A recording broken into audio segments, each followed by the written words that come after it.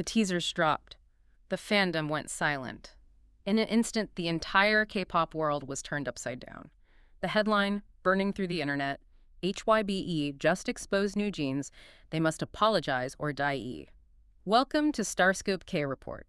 Join Eric and Minji as they ride the Hallyu wave, uncovering the biggest K-pop comebacks, shocking industry controversies, and major K-drama updates.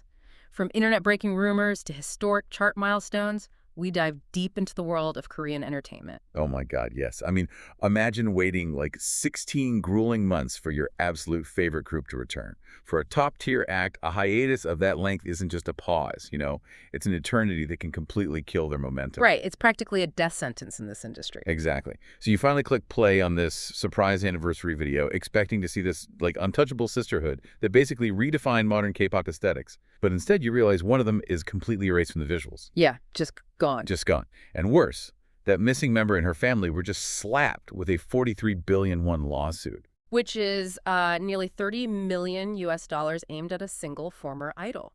So today we are unpacking the staggering 567-day contract standoff between NewJeans, their agency ADOR, and the parent company, HYBE. It's just so messy. It really is. We're looking at the fractured reality of their July 2026 comeback and breaking down exactly why the Korean media is ruthlessly demanding an apology from what was once the biggest girl group on the planet. Yeah, it's wild how fast things change. Definitely. And before we dive completely into this corporate war zone, a quick note for you listening. While this deep dive covers highly charged conflicts, specifically HYBE versus former ADOR CEO Min Hee-jin, we are completely impartial here. Yep, completely neutral. Right. We're simply laying out the facts, the court documents, and the intense cultural reactions from our sources. No sides taken, just pure analysis. Pure analysis, which, honestly, has to start with July 22nd, 2026. Yeah. Because that is when the silence finally breaks. NewJeans drops the surprise 4th anniversary video on YouTube. But, instead of the timeline exploding with the usual comeback hype and fan edits, the fandom is just paralyzed. Right, because of who is missing? Exactly. The visuals only show Minji, Hanni, Haerin, and Hyein. Danielle is just erased. And, for anyone not deeply embedded in K-pop terminology, fans operate on the dream of the OT5, right? The one true five. Oh, 100%. It's this deeply held belief that the group is only whole with all 5 original members. Seeing only 4 members on screen fractured that dream instantly. It was devastating. I mean, Danielle did post a selfie with this, really cryptic English message about life getting blurry but the light finding its way back. But the OT4 reality was literally staring everyone right in the face. Yeah, you couldn't ignore it. So to understand the mechanics of how this sisterhood broke apart, we have to look at the brutal legal reality that played out behind closed doors. Because for over a year, the group basically rebelled against ADOR, trying to terminate their exclusive contracts. Yeah, which was a massive gamble. A huge gamble. But on October 30th, 2025, the court handed down a ruling that entirely favored the agency. Wow. Yeah.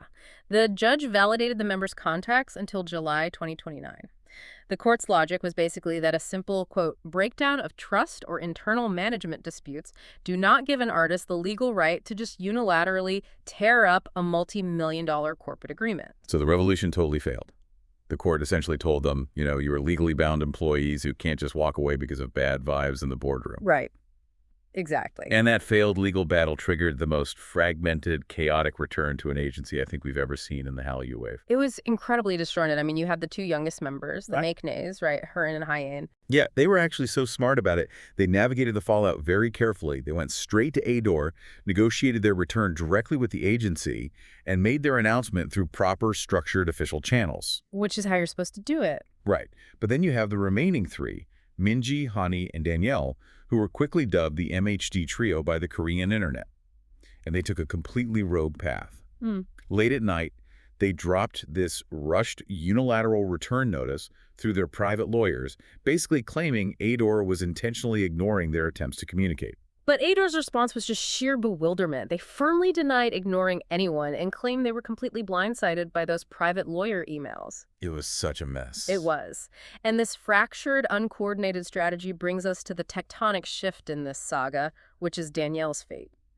Because on December 29th, 2025, ADOR officially terminated Danielle's contract, citing severe contract violations. The rumors about this were insane. Yeah, the immediate industry speculation pointed to rogue, independent brand deals she allegedly took during the standoff. Specifically that unauthorized campaign with Omega, right? Exactly. And the very next day, ADOR drops the hammer. They slap Danielle, her mother, and former CEO Min Hee-jin with a 43 billion won lawsuit for damages. I just need everyone to let the scale of that number sink in. 43 billion won. It sent absolute shockwaves through the international fandom. I mean, that is an astronomical penalty aimed directly at one young artist and her family. Hold on, let's look at that 43 billion won figure for a second, because that doesn't just sound like a standard breach of contract penalty to me. That sounds, well, deeply personal and highly strategic. Oh, completely. Like, in the tech world, if a top executive tries to jump ship to a rival and take proprietary code with them, a mega corporation like Apple or Google will drop a scorched earth non-compete lawsuit on them. Oh, wow. Yeah. They do it not just to recoup lost revenue, but to completely obliterate that person's future prospects, right? And to terrify the rest of the staff into staying loyal. This lawsuit feels exactly like HYBE's version of that Silicon Valley nuclear option. Oh, for sure. They're protecting their most valuable IP, the NewJeans brand, by making a terrifying public example out of Danielle, basically ensuring no one in their massive roster ever steps out of line again. The chilling effect of a lawsuit that size is just undeniable. It sends a message that the corporate entity always has more ammunition than the individual artist. But, you know, what is fascinating is how the public consumed that message. Right. Because while international fans viewed the lawsuit as this draconian nuclear option against a victim, the domestic reaction in Korea was entirely different. The Korean public, and specifically the media, were not looking at these girls as helpless victims anymore. No, not at all. And that chilling corporate message actually pales in comparison to the cultural hit the group is taking right now. Like, if you think a $30 million lawsuit is the wildest part of this comeback, wait till you hear what the Korean press is calling the remaining members. That's coming up next. Oh, it gets so much worse. It really does. But first, if you love staying updated on your favorites, make sure you're subscribed to StarScope K-Report. We've got even bigger scoops ahead. You guys, the K-media landscape right now is an absolute war zone. That YouTube headline we mentioned at the start, HYBE, just exposed NewJeans, they must apologize or die, that is playing out literally. Literally playing out. Yes. Korean journalists have unleashed a level of fury on this group that is almost unprecedented for a top-tier idol act. They are essentially telling the 4 remaining members that their domestic career is dead in the water unless they issue a massive, groveling public apology. And the reporters are getting incredibly specific with their criticisms, too. They've started calling NewJeans a no-manners night owl idol group. Which is such a funny phrase. It sounds bizarre at first, right? But it actually comes down to the mechanics of press relations in Korea. Throughout this entire 567-day saga, the members consistently dropped industry-shaking unilateral announcements after 6 p.m. or 8 p.m. Yeah, the timing is everything. Like, the Korean media operates on strict daily deadlines and a culture of professional predictability. Right. When a group drops a legal bomb at 8 p.m., reporters who have already gone home, they have to scramble back to their desks, call their editors, rewrite tomorrow's front pages. I mean, one journalist even wrote a scathing editorial about standing at a bus stop at 6 p.m., exhausted from the day, only to get an email that NewJeans had called a surprise press conference for 7 p.m. That's rough. Yeah.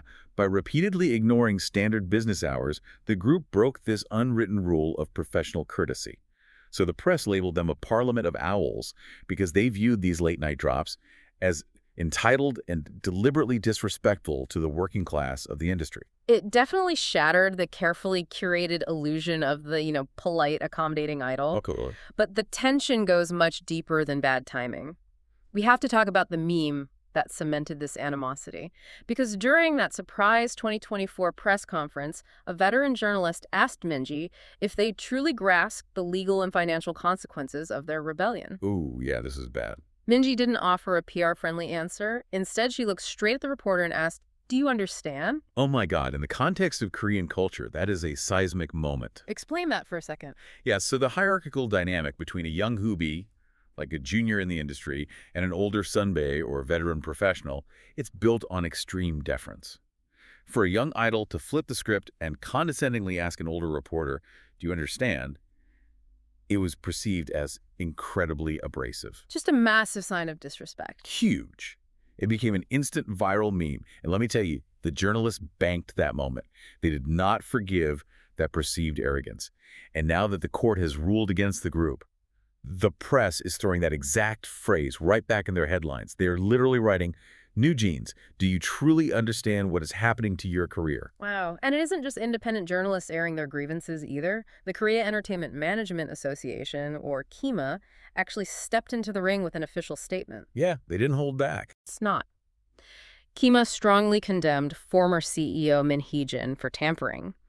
They demanded she take full responsibility and issue an official apology, basically stating her actions threatened the foundational trust of the entire K-entertainment ecosystem. And tampering is the ultimate dirty word in modern K-pop. All right.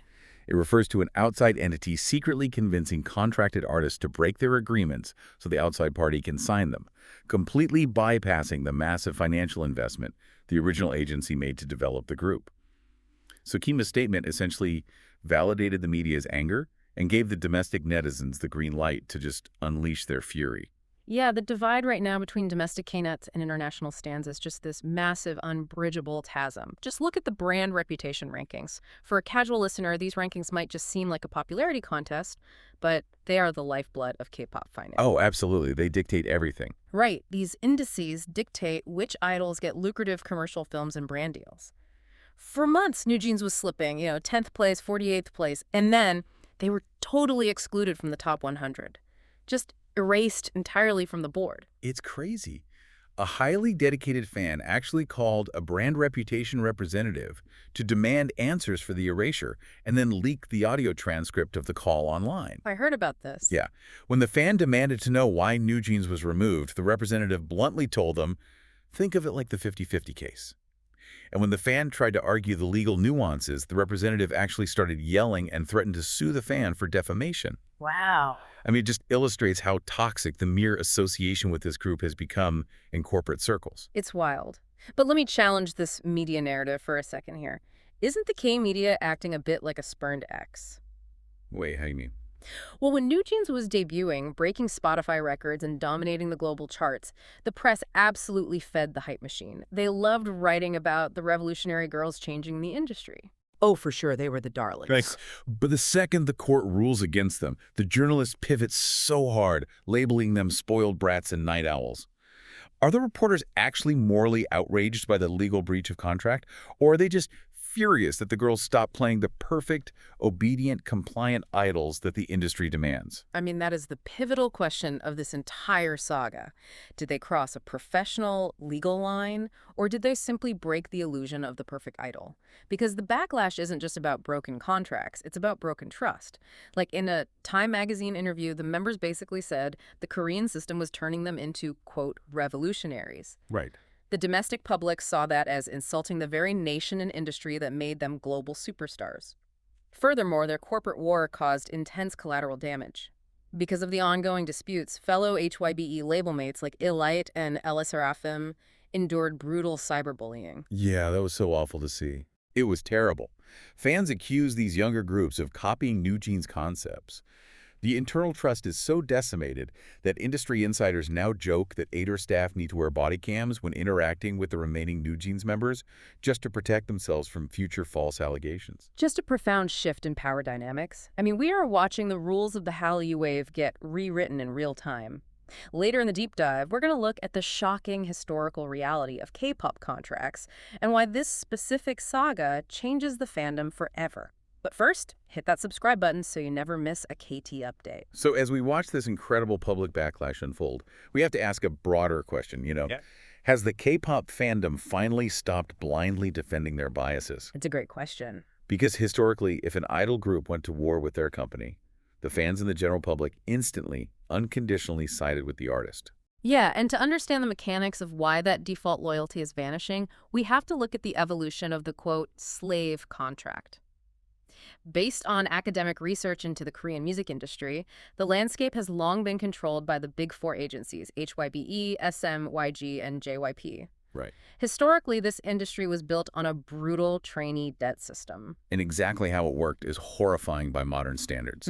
Like, an agency would front all the costs for a trainee, housing, food, vocal lessons, dance training, music video production, and all of that went onto a corporate ledger. Just piling up debt. Yeah. So when the idol finally debuted, they didn't see a single paycheck until that entire debt was paid off. And the contracts. They locked young teenagers in for up to 13 years.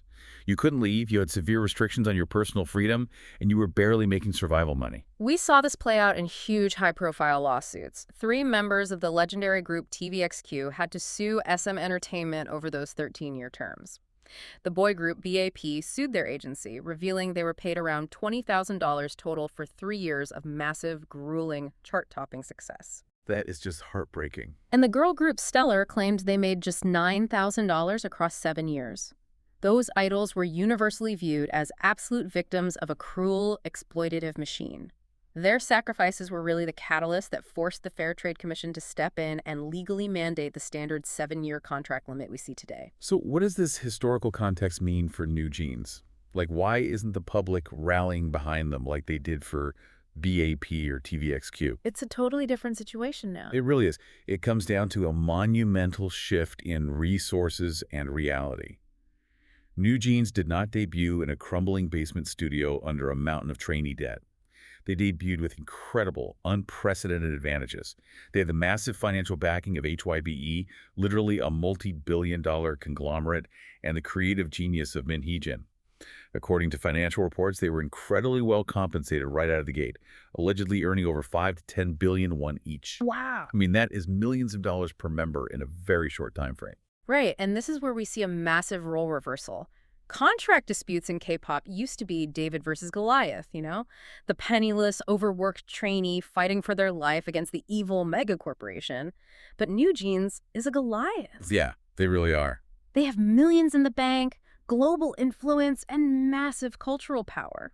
Did they miscalculate their own leverage, just assuming they could tear up a legally binding 7-year contract because of internal corporate politics?